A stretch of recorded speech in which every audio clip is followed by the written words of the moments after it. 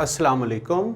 मेरा नाम डॉक्टर मोहम्मद जावेद अफजल है और मैं अपने YouTube channel physics by doctor Javed से आपसे मुखातिब हूँ। और आज मैं आपके सामने सिंपल हार्मोनिक मोशन की वेव फॉर्म्स को लेकर आया हूँ। और आज हम देखेंगे कि सिंपल हार्मोनिक मोशन की वेव फॉर्म, डिस्प्लेसमेंट, वेलोसिटी और एक्सेलेरेशन के ग्राफ्स जो है ना वो कैसे बनते हैं। तो यहाँ हमें पार्ट नंबर 64 फार्मूला सीरीज़ का आज हमारे पास है। तो हम शुरू करते हैं कि जी किस तरह से हम इसको बना पाएंगे। तो सबसे पहले हम यहाँ पर ये देखेंगे कि जी यहाँ पर मेरे पास मीन पोजीशन से मैं शुरू करूँगा। मीन पोजीशन, और यहाँ जो है वो हम एक्सट्रीम पोजीशन से देखेंगे कि हमारे पास ग्राफ्स किस तरह के आ सकते हैं, मीन पोजीशन और एक्सट्रीम पोजीशन। और अब हम ऐसा करेंगे कि कोई भी वाइब्रेटिंग बॉडी हम ले लेंगे, लाइक सिंपल पेंडुलम या हॉरिजॉन्टल मैस स्प्रिंग सिस्टम, कोई भी चीज़ ली जा सकती है। तो आसानी के लिए हम सिंपल पेंडुलम को डील कर लेते हैं कि जी ये सिंपल पेंडुलम है और इसकी मोशन इस तरह से हो रही है।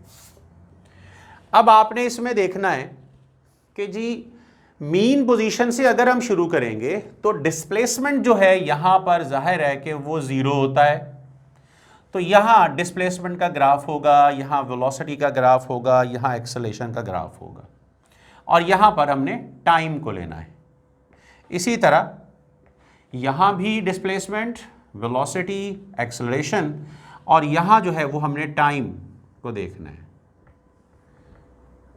टाइम के लिए जो हमने चीज़ यहाँ देखनी है वो होगी कि भाई यहाँ पर 0 टाइम है, यहाँ पे t/4, इधर t/2, यहाँ 3t/4 और यहाँ कंप्लीट t है।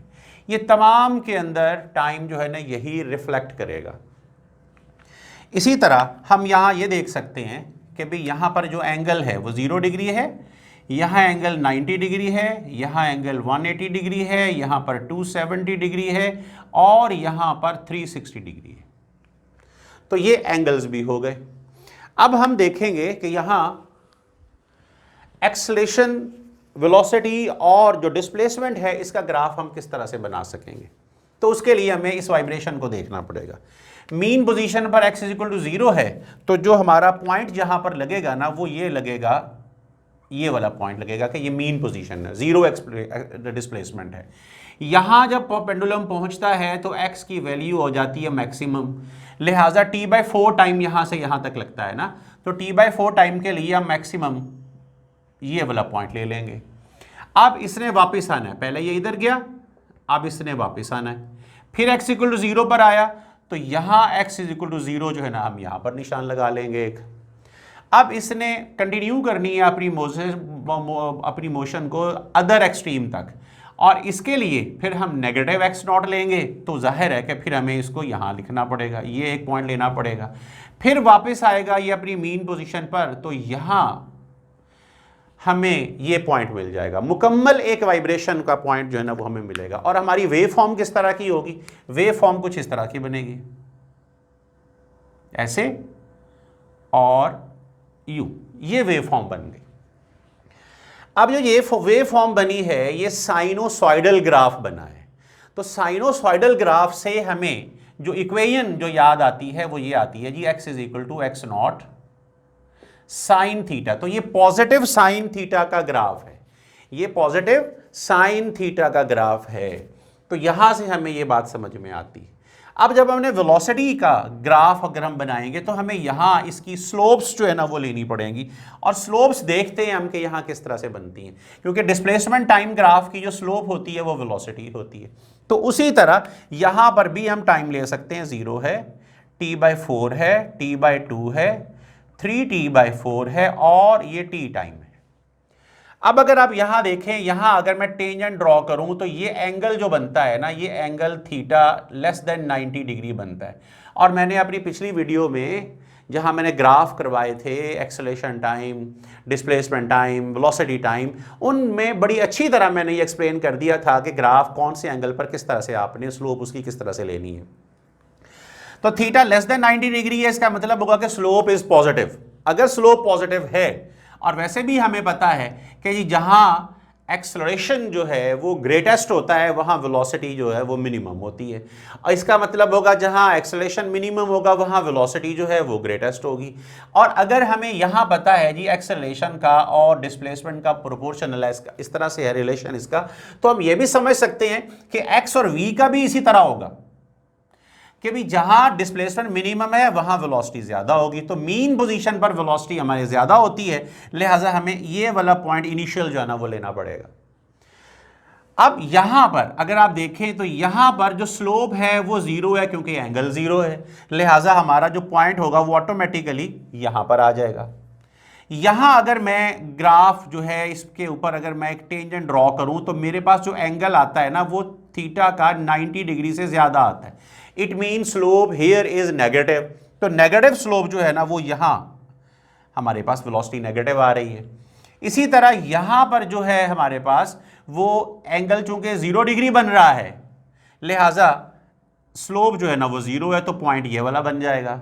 यहां पर अगर मैं देखूं ये टेंजेंट ड्रॉ करूं तो ये एंगल जो है मेरे पास वो थीटा 90 से कम बनता है, लिहाजा स्लोप जो है ना वो ज्यादा बनेगी, पॉजिटिव बनेगी, तो मैं ये वाला जो है वो पॉइंट है वो यहां पर मैं ले सकता हूं। तो अब जो कर्व जो हमारी बनने वाली है वो कर्व कुछ इस तरह की बनेगी कि यहां से कर्व चलेगी ऐसे और ऐसे, और ये कर्व जो है ना वो इस तरह से बनेगी।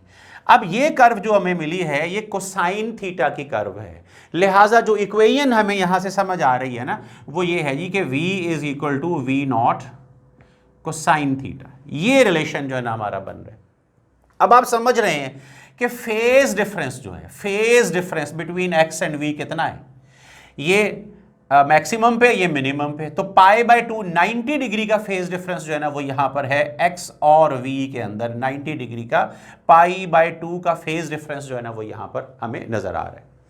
अब हम आगे चलते हैं तो हम इसकी स्लोप देखेंगे और इसकी स्लोप से फिर हम एक्सेलरेशन का ग्राफ जो है ना वो हम बनाएंगे। तो यहां क्योंकि वेलोसिटी टाइम ग्राफ जो होता है इसकी स्लोप जो होती है वो एक्सेलरेशन होती है, तो यहां अगर आप देखें कि यहां पर स्लोप कितनी है तो theta is equal to 0 degree है, तो स्लोप चूंकि 0 है लिहाजा ये चीज यहां से स्टार्ट होगी। यहां पर अगर आप देखेंगे यहां मैं अगर टेंजेंट ड्रॉ करूंगा तो एंगल जो है मेरे पास वो ग्रेटर देन 90 डिग्री आ रहा है, स्लोप इज नेगेटिव, लिहाजा मैं पॉइंट जो है ना वो यहां पर ले सकता हूं ये वाला। यहां स्लोप कितनी है थीटा, अगेन हेयर इज 0, तो स्लोप 0 है, पॉइंट यहां पर आ सकता है। यहां अगर हम देखें ये मैं टेंजेंट ड्रॉ करूंगा तो ये एंगल जो बनेगा ये लेस देन 90 बनता है, स्लोप इज पॉजिटिव, लिहाजा यहां पर हमें यहां पर इसको स्लोप को का पॉइंट लेना पड़ेगा। यहां अगर आप देखें तो एंगल यहां पर कितना बनता है 0 डिग्री, स्लोप यहां आ जाएगी। अब जो ग्राफ यहां पर बनेगा अगर हम उसे गौर से देखें तो ग्राफ कुछ इस तरह से बन रहा है, ये ग्राफ बन रहा है, और ये नेगेटिव साइन थीटा का ग्राफ है। ये जो ग्राफ था ये पॉजिटिव साइन थीटा का ग्राफ था, और ये जो ग्राफ है ये नेगेटिव साइन थीटा का ग्राफ है, लिहाजा जो इक्वेशन बनेगी वो a is equal to minus A naught sine theta बनेगी। तो ये नेगेटिव साइन थीटा का ग्राफ है।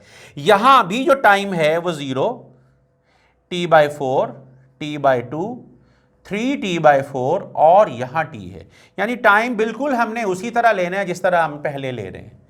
अब आप देख सकते हैं जी कि ये तो हमने काम किया था सारा मीन पोजीशन से, अब हम चलते हैं एक्सट्रीम पोजीशन की तरफ। इसका मतलब होगा कि पहले हमने यहां x = 0 से शुरू किया था, अभी यहां से इस पॉइंट से हमें शुरू करना पड़ेगा लाइक दिस।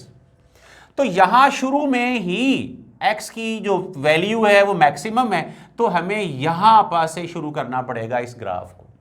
उसके बाद सेकंड नंबर पर 0 आता है तो हम x को 0 कर लेंगे क्योंकि इसने इधर जाना है, फिर इसने अदर एक्सट्रीम पे जाना है, तो ये ग्राफ जो है ना वो इसी तरह से डाउनवर्ड आ जाएगा। फिर वापस उसने 0 पर आना है तो ये 0 पर आ जाएगा। उसके बाद उसने फिर उसी एक्सट्रीम पर जाना है, तो फिर से इस ग्राफ को हम यहां पर अंडरस्टैंड कर सकते हैं। और अब जो ग्राफ हमें यहां मिलने जा रहा है वो ग्राफ हम अगर यहां बनाएं तो ग्राफ कुछ यूं करके बनेगा ऐसे, और ये ग्राफ बन रहा है, और ये ग्राफ जो है हमें बिल्कुल इस तरह की लुक आ रही है कि जैसे ये कोसाइन थीटा का ग्राफ है, ये भी कोसाइन थीटा का ग्राफ है। तो जो रिलेशन मैं यहां पर लिखूंगा वो रिलेशन होगा जी x is equal to X naught और ये कोसाइन थीटा। और ये याद रहे कि टाइम को हमने बिल्कुल उसी तरह लिया है जिस तरह हम पहले ले रहे हैं, इसमें कोई भी मसला नहीं है इसको इस तरह से लेने में। एंगल्स भी उसी तरह हैं सारे के सारे। तो ये कोसाइन थीटा का ग्राफ है। तो x is equal to X naught cos theta जो है वो हमने फेज वाले आर्टिकल में सेकंड क्वाड्रेंट के लिए हमने इक्वेशन यूज की थी, तो वही इक्वेशन जो है ना वो हमारे पास यहां आ गई है। बस सिर्फ ये हमें यहां एक्सट्रीम पोजीशन से हमें इसको शुरू करना पड़ा। अब इसकी वेलोसिटी टाइम ग्राफ लेने के लिए हम इसकी स्लोप्स के जरिए इसको जो है ना वो डील करेंगे। तो हमें यहां पता चलेगा कि भाई यहां पर जो स्लोप है हियर एट दिस पॉइंट वो 0 डिग्री का एंगल है, लिहाजा स्लोप 0 है तो यहां पे आ जाएगा। ये जो स्लोप है यहां एंगल बन रहा है ग्रेटर देन 90, तो क्या बनेगा, स्लोप इज नेगेटिव, तो ये नेगेटिव पोजीशन पे आ जाएगी। यहां स्लोप 0 है, थीटा इज इक्वल टू 0 की वजह से पॉइंट यहां आ जाएगा। यहां अगर आप देखेंगे तो एंगल 90 से छोटा है, लिहाजा स्लोप पॉजिटिव है, तो मैं इसको यहां बना सकता हूं। यहां पर जो स्लोप है वो 0 निकलेगी, लिहाजा पॉइंट जो है ना वो यहां पर आ जाएगा। और अगर हम यहां ग्राफ ड्रॉ करें तो ग्राफ कुछ हमें यूं करके मिल रहा है, ये ग्राफ मिल रहा है। और ये ग्राफ अगर मैं इस ग्राफ को देखूं तो मुझे ये नेगेटिव साइन थीटा का ग्राफ लग रहा है, बिल्कुल इसके हूबहू जो है ना वो चीज मिल रही है। तो जो वेलोसिटी की इक्वेशन यहां पर मैं लिखूंगा वो v is equal to v naught, और नेगेटिव साइन यहां पर आना चाहिए, ये नेगेटिव साइन होगा और ये साइन थीटा होगा। ये रिलेशन इस ग्राफ को डिपिक्ट कर रहा है। और जो हमारे पास टाइम है वो फिर बिल्कुल उसी तरह हम ले रहे हैं जिस तरह हम तमाम ग्राफ्स के अंदर जो है ना वो हम इसको ले रहे हैं। अब इसी ग्राफ से नीचे वाला ग्राफ जो है ना हमने वो लेना है, और हमें यहां ये समझ आएगी कि भाई यहां पर here at this point angle is greater than 90, तो स्लोप जो होगी वो नेगेटिव होगी। तो नेगेटिव स्लोप की वजह से मैं इसको यहां से शुरू करूंगा। यहां स्लोप कितनी है, एंगल चूंकि 0 डिग्री है, स्लोप 0 है, लिहाजा ये यहां आ जाएगा। यहां जो स्लोप है वो थीटा बन रहा है less than 90 degree, slope positive होगी, हमारा ग्राफ यहां से गुजरना चाहिए। यहां जो स्लोप है वो थीटा इज इक्वल टू 0 की वजह से 0 है, तो स्लोप यहां आ गई। अब ये देखें जी, ये जो चीज़ है ये एंगल में जो यहाँ पर टेंजेंट बना रहा है 90 डिग्री से ज़्यादा, तो लिहाजा जो ग्राफ होगा ना वो यहाँ से गुजरना चाहिए। अब अगर मैं यहाँ ग्राफ बनाऊं तो ग्राफ कुछ इस तरह से बनेगा, ये ग्राफ बन रहा है। अब इस ग्राफ को अगर आप गौर से देखें, टाइम उसी तरह है, 0 है, t/4 है, ये t/2 है, ये 3t/4 है और ये t है। तो ये मुझे बिल्कुल इस तरह की लुक है, लेकिन ये पॉजिटिव कॉस थीटा का ग्राफ है, ये नेगेटिव कॉस थीटा का ग्राफ है। तो एक्सेलरेशन के लिए मुझे ये फॉर्मूला इक्वेशन जो है ना वो यहां पर लिखनी है। अब अगर आप जरा गौर से देखें कि फेज डिफरेंस हमें कहां कहां और कैसे मिल रहा है, तो सबसे पहले फेज डिफरेंस x और v में देखें। v और a के अंदर अगर आप देखेंगे v और a में, तो यहां भी जो फेज डिफरेंस है वो मुझे 90 डिग्री मिल रहा है, π/2 मिल रहा है यहां पर फेज डिफरेंस। और अगर मैं x और a में देखूं phase difference between x and a, तो मैं यहां लिखूंगा कि जो फेज डिफरेंस है between x and A that is 180 degree, वो 180 डिग्री मिल रहा है। और यही कुछ जो है ना वो यहां पे मिल रहा है। इस ग्राफ को देखेंगे, इस ग्राफ को देखेंगे तो ये 180 डिग्री का फेज शिफ्ट है। इन दोनों के दरमियान जो है वो हमें 90 डिग्री मिल रहा है, इन दोनों के दरमियान भी हमें 90 डिग्री का फेज डिफरेंस जो है ना वो मिल रहा है। तो ये थे जी हमारे पास वेव फॉर्म्स हैं सिंपल हार्मोनिक मोशन की। इसके साथ ही डॉक्टर जावेद को अपने YouTube channel physics by doctor Javed से इजाज़त। अल्लाह हाफिज़, अपना बहुत सा ख्याल रखिएगा।